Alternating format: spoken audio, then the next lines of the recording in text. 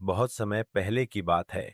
एक विशाल और समृद्ध राज्य में एक राजा राज करता था, जिसका नाम था राजा वीरेंद्र। वह न सिर्फ बहादुर था, बल्कि एक न्यायप्रिय और प्रजावत्सल शासक भी था। उसकी रानी, रानी सौम्या, सुंदर, बुद्धिमती और अत्यंत दयालु थी। दोनों एक दूसरे से बहुत प्रेम करते थे और अपनी प्रजा को भी परिवार की तरह मानते थे। राज्य में सुख शांति थी, लेकिन राजा और रानी को एक ही दुख था, उनकी कोई संतान नहीं थी।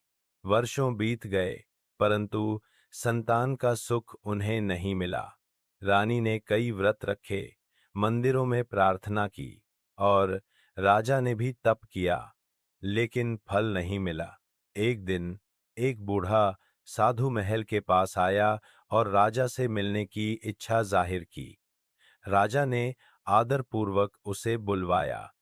साधु ने राजा से कहा, हे राजन, तुम्हारी भक्ति और सेवा से प्रसन्न होकर मैं तुम्हें एक वरदान देता हूँ।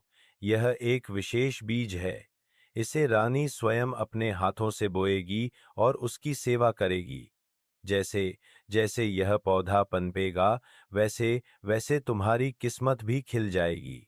रानी ने वह बीज अपने महल के बगीचे में रोपित किया और हर दिन श्रद्धा से उसकी देखभाल करने लगी।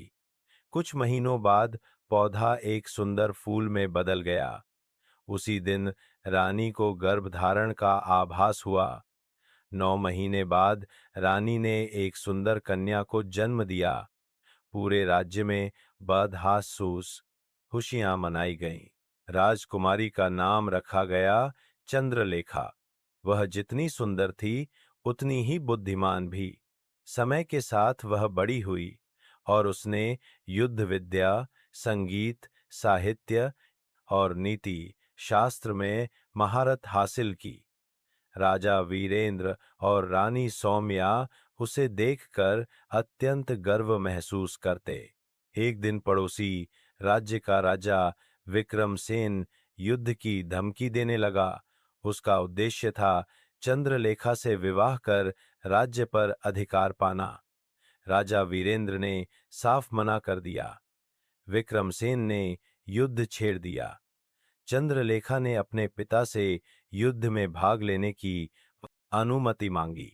राजा पहले तो हिचकिचाए, लेकिन उसकी दृढ़ता देखकर मान गए। राजकुमारी चंद्रलेखा ने अपने साहस, रणनीति और नेतृत्व से विक्रमसेन को परास्त कर दिया। युद्ध जीतकर वह राज्य लौटी, तो पूरे नगर ने उसका स्वागत किया। राजा वीरेंद्र ने उसे राज्य का उत्तराधिकारी घोषित किया और कहा, सच्चा उत्तराधिकारी वह होता है जो राज्य की रक्षा कर सके और प्रजा की सेवा करे। रानी सौम्या की आंखों में आंसू थे, खुशी के आंसू।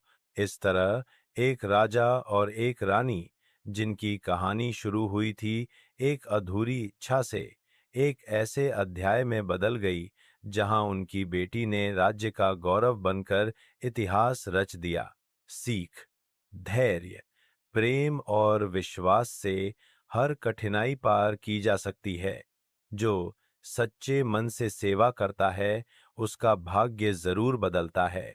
अगर तुम चाहो तो इस कहानी को कविता, नाटक या बच्चों की शैली में भी बदल सकता हूँ।